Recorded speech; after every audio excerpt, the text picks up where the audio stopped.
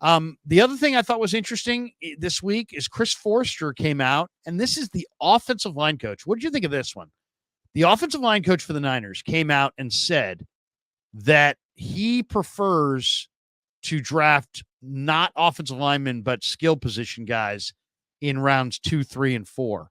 He said that basically you can find game breakers in the second and third and fourth round at the skill positions, but you can't find difference-making offensive linemen in that category. So he's like, you know what? We can find offensive linemen later that fit our scheme. So Forster, I think, is probably the impetus behind the 4 guys they did add, right? It sounded like he, has a lot of say in what offensive linemen the Niners draft. And it sounded like he kind of signed off on, hey, we're not going to draft offensive linemen high because we're going to invest those picks in receivers and running backs and that kind of thing. What do you think? I mean, I don't know. I mean, it seems so let's just convenient. Let's just go through it. Trent Williams, what round? First. Pick 4. Joe Staley, what round? First. All right. Mike McGlinchey, what round? First. All right. So let's peruse around the league. All right. Lane Johnson, what round? First. Okay. Let's go with tackles are almost always in the first, and not only in the first, they're usually in the top 20 picks of the first. Okay. All right. So he doesn't want to do that. Let's go to the best guards. Best guards. What's Quentin my man? Nelson. Quentin Nelson's the best guard, I think. Quentin Nelson. I mean, first round pick. Joe Bitonio out of Cleveland Browns. I don't think he was not a first. I'd say he's a third. Yeah, he damn sure wasn't no 5th or 7th round pick, 6th round pick. I know that. Right. I think it's pretty rare. I mean, I don't know that. Where did Zach Martin get drafted? First round. Okay, Chris Lindstorm from Atlanta, the guard. Maybe high 2. Come on. He could have. You want to go with Kevin Zeitler for the Ravens? I mean, he's been around for a long time. 11 years. I would say second. Shaq Mason. He might be low. He might be 4th round. Elijah Vera Tucker. First round. Like, I mean, here's the thing. The Niners going back, way back, well before Forster. I mean, going back to McKittrick. They didn't draft offensive linemen very high. They drafted Harris Barton in the first round until Harris Barton went in the first round in like the late 80s, early 90s. By the time the Niners went first round again in the offensive line, it was Yapati and Anthony Davis, 20 years later. So they always kind of made do with lower round picks. And I understand what he's saying, but they did take Pooney in the 3rd round. They did take Banks in the 2nd round. How he's even saying it doesn't matter. I mean, doesn't make sense. We drafted Mike McGlinchey in the 1st round. We drafted Aaron Banks in the 2nd round. Trent Williams is the 4th overall pick out of the 2012 draft in the 1st round. All right, Mike McGlinchey got drafted in the 1st round. I don't see Pooney just got drafted in the 3rd round. And there was reports that we should have taken a tackle in the 1st round if we didn't have this receiver business that we were dealing with. I don't see it. Like, I understand. I think what his point is that the blue chip guys like Trent, those guys go high in the 1st round. And if you don't have a high 1st round pick, according to Forster, you'd be better off using those picks in the 1st, 2nd, 3rd, 4th round on skill position guys and then getting your O-lineman prospects that you like later. I mean, that's fine, but we need a little bit more. I mean, it's fine as an approach if it works. I mean, if you can look at your line and say, yeah, you know what? This guy's great. I mean, Jordan Mailata, for example, for Philly is a tremendous offensive lineman. And I don't know what round they got him. I don't know if he might have been undrafted altogether. I don't know, but he was not a high pick, but they got a great player. Okay. If Burford were playing at a really high level, instead of Burford's kind of struggled in and out of the lineup, if Burford were awesome, then maybe you could say, hey, you know what? I see what he's saying. He got Burford in the 4th round. You know, he got McKivitz in the 5th round. You know, and let's just say Burford and McKivitz were really playing great on the right side. You could be like, hey, the right side of our line's a 4th and a 5th round pick. But the reality is that they're, Burford struggled in year 2.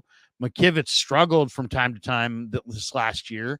And I don't know that they have. Banks was a 2nd rounder.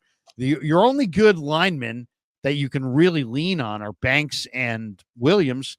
They were 1st and 2nd round picks on the left side of your line. Brendel is a street free agent. I think Brendel's pretty average. Feliciano is a old war horse, but he was not a high pick. He might have been like a 6th round pick when he came out of Miami. McKivitz was a 5th. Burford was a 4th. Now Pooney's a 3rd. I'm just saying, I understand what he's saying, and I'm not going to fight him on it, but I need a couple more examples of late round guys that have been really successful for the Niners along the offensive line recently before I'm going to sit there and say, oh yeah, yep, that's the plan. You know what I mean? I want to be able to see the guys that came in late and completely turned it on for us, became a starter, and we set it and forget it, because that's the mark. Let's not talk about great, good, whatever. A good offensive lineman, man, is somebody that you could stick in the position and say, all right, grow there. You're good. You can grow at the position and show development for years to come. Everybody that we have at that offensive line position has some type of transient element to why they're here. Trent is too old. He's on his way out. Banks is getting a little too expensive. And then the rest of the guys are just a hodgepodge. I don't see anybody that we picked up late that came in and is an automatic starter for us. Like, I don't see that. To me, if you're gonna have that philosophy of like, hey, you know what? There's blue chippers up front, and then everybody's just a guy, and you should wait till the 4th or 5th round. If you're gonna have that kind of philosophy, I almost like the philosophy that they showed when they traded for Tomlinson. I'd almost rather find an offensive lineman that was drafted in the 1st or 2nd round with expectations, kind of bombed in his first spot, and now you're giving him a second go round. I mean, like Laken Tomlinson. I like Laken Tomlinson, and if they had found, somebody was saying, the Tampa may trade Tristan Wirfs, that there's a couple offensive linemen out there that may get dealt, this summer, and some of them are offensive linemen that, were drafted high and haven't necessarily fulfilled potential. You know what the problem is? The problem is that he's just getting away from like the coaching side of this, where it's like, offensive linemen are like running backs, man. Either you got them or you don't. Like, and when you draft a guy high, if he can't play right away, all right, then essentially it's a wasted pick. But the 49ers offensive scheme with the wide zone, it takes time. All right. And it's not something that even if you have the skill set, you're necessarily going to be able to just pick up and run with. So that's why they prefer to get younger, cheaper guys, where, to be honest, the younger, cheaper guys used to be synonymous with weight. Remember that, Larry? Football used to be so preoccupied towards running the ball that if you were an offensive lineman that was anywhere around 300 pounds, you were deemed undersized.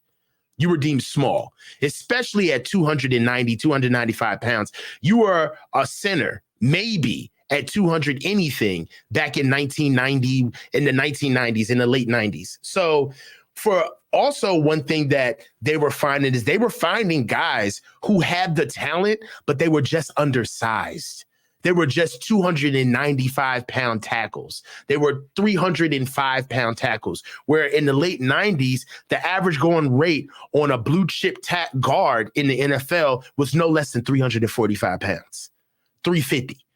So what they've done is they still are using the same regulations on what they need to do to go find those linemen, but the talent ain't there because the skill set has changed, where average linemen right now are weighing 315, 320. So even if you get a late round guy, he's still going to be a lesser talented player than what you usually were going after 20 to 30 years ago. So I understand the ROE, the rules of engagement that they've had around scouting the position. And it's really cool for Coach Forrester to still kind of like hold the guidon, if you will, to carry the banner. But that's like asking somebody who does work. It's like, you know what I'm saying? Larry, you're in radio. It's like you come in here and you're like, no. I don't want the best mics. I want that shitty mic over there in the corner. Give me that mic. And I don't really do well with the best computer. I'll take that typewriter over there because that's when you get the most consistency. You know, you don't got to worry about all that electricity. I get to type with my hands. Like, come on, dude. Like no coach, what coach says, I like it when I get lesser players with lesser value of talent because that means that I could really do something with them. Like, come on, man. Fuck out of here. Like, stop. It's it makes BS. you wonder. It makes you wonder. Some guys don't want to pound the table and speak up in the draft room because they don't want to be accountable for the pick. So it's easier to just sit there and blend in the background. Maybe Forrester feels that if maybe he feels like if he demands first round offensive linemen, that he won't be as popular with Shanahan. If you ask me what is being revealed in that comment from Forrester, I think what's being revealed is Shanahan's impatience. I think Shanahan is incredibly impatient. And that's why he doesn't like rookie quarterbacks for the most part. And that's why he doesn't like, that's why Mike Shanahan didn't like rookie quarterbacks for the most part. And it's why they don't like rookie offensive linemen for the most part, because it takes time. You know, you got to develop these guys and they fail a lot initially.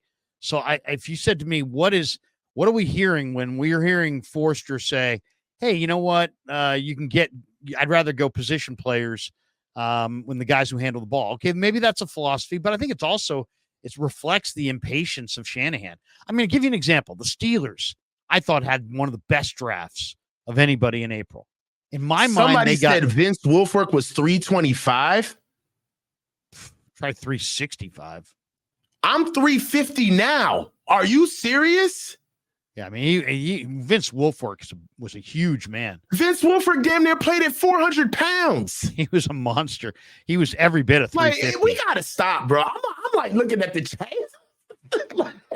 But my point with the offensive line is that I just don't think that the 49ers, they're in their Super Bowl window. They don't feel like they ever want, like the Steelers had, in my mind, the best draft.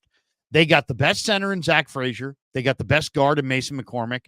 They got the best tackle in Troy Fatanu, who's ready to play. They got 3 awesome offensive linemen. But they also may have a kind of a disappointing year because offensive linemen take time to develop.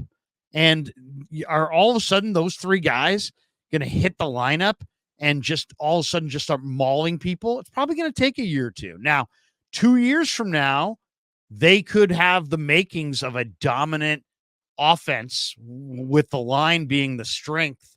And I really think that's where they're headed. But it doesn't mean it's going to be this year, despite the fact they got 3 awesome offensive linemen. So I just think the 49ers are looking at their situation going, you know, we need to be better this year. Well, we get Pearsall, we get Cowing, we get Garendo, we get Schrader, we get all these guys who touch the football. We're going to improve. Mm-hmm. And yeah, we'll get some offensive linemen, but they're going to be developmental guys anyway. So we'll take them on day 3. Now we'll see how it all works out. But I think that's what I think they're looking at.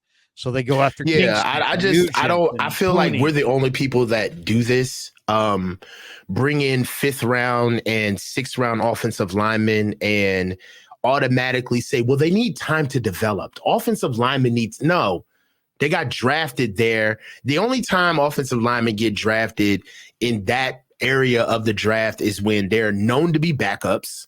They're going to be a backup because we already know what your skill set is, right? You're not just going to all of a sudden get stronger going to the NFL. It doesn't work that way. Like there's some absolutes in offensive line and defensive line. You are what you are at some point. And if you get drafted that low, there's either something where the team is looking at you and saying that you are going to be a good backup for us and we could develop you into a strong backup, or they found a diamond in the rough and they're saying, no, The league's wrong about this kid. The scouts are wrong about this kid. He can play for us right away. We believe in him. But bringing in somebody that you automatically have to develop into a starter, that's not a thing in the offensive line. There's no. I just don't like the fact that that's not a thing. Like, tell me where offensive linemen get. That's like saying this running back really needs to get his cuts in, and he can really he can play or he can't. He's a running back. You know, so it's the same with offensive linemen. Burford played as a rookie, he played pretty well, then didn't really play as much as a second year player. So it's hard to say exactly what they're going to get. But for me, like, if the Niners offensive line was not one of the higher rated offensive lines, and if you look at them interior wise, they were 28th in the NFL, Pro Football Focus rated in the interior of the offensive line. So Banks is going to come back. He's going to start. The other two spots, I'd like to see there be turnover, to be honest. I know Brendel's got tendonitis in the knee, and there's Barch, and there's Nugent, and there's Pooney, and there's all these different other guys. I would like to see them upgrade center and upgrade right guard and play Feliciano off the bench. And so let Pooney and Burford battle it out at right guard. And if they got to share it, let them share it. And I would be looking to move Nugent or Kingston or Zakel or, Barch. I'm looking to see if I can, have a good competition at center and move out Brendel, because to me, Brendel and your center and right guard were their weakest spots. And to me, that's where I would want to inject some new players. And if they can't, if it's another year where it's like, well, we like Pooney, but we like Burford, but we're going with Feliciano and we're going with Brendel. We like Nugent, but we're going with Feliciano and Brendel. I got, it's like I'd like to see them go with some younger, higher upside guys and take their lumps early, than go with guys that they know are going to be kind of lacking just because they're a little bit more polished than some of these rookies.